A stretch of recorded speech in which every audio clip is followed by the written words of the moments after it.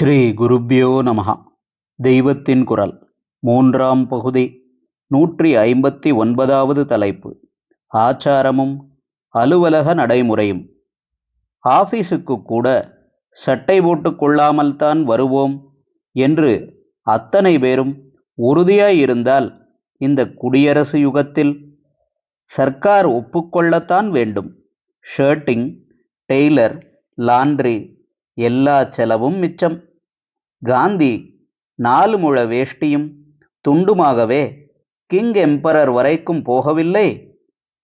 ஸ்வதேசி உடுப்பு வந்து இதில் நான் ஆசைப்படுகிற மாதிரி பட்டு மோகமும் போய்விட்டால் செலவு ரொம்ப மட்டுப்படும்.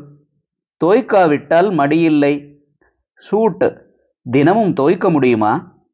பார்வைக்கு அது எத்தனை சுத்தமாக இருந்தாலும் அனாச்சாரம்தானே, வேர்வைதானே. அருகில் இருப்பவர் ஏதோ குறுக்கிட்டு கூற அதை கேட்டு அவரிடம் சிறிது விசாரணை செய்துவிட்டு பெரியவர்கள் தொடர்கிறார்கள்.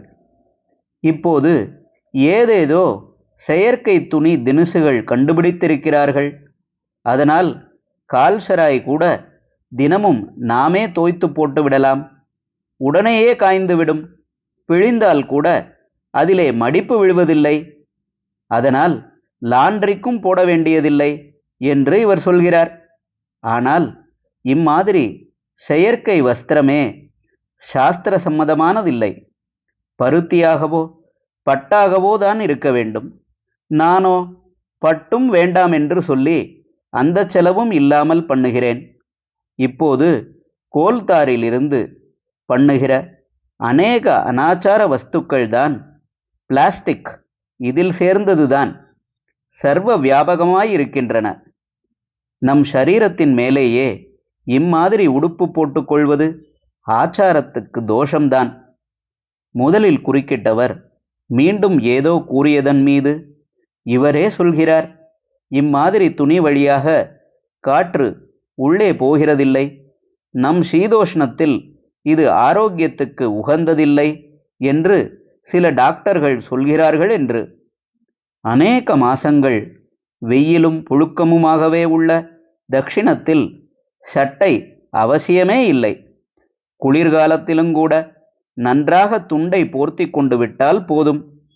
சால்வைக்கு விழுப்பு தோஷமே கிடையாது, போர்த்தி கொள்ளலாம். இப்படி ஷர்ட் போட்டுக்கொள்வதென்று வழக்கமாய் விட்டதே என்றால் அந்த வழக்கமும் புதிதாக 1½ நூற்றாண்டில் ஏற்பட்டது தானே.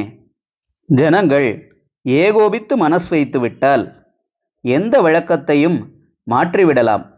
இராஜாங்கம் அல்லது கம்பெனிகளில் அதிகார ஸ்தானத்தில் இருப்பவர்கள் ரூலை மாற்றும்படி பண்ணிவிடலாம். ஹரஹர சங்கர, ஜெய ஜெய சங்கர. தெய்வத்தின் குரல் மேலும் ஒலிக்கும்.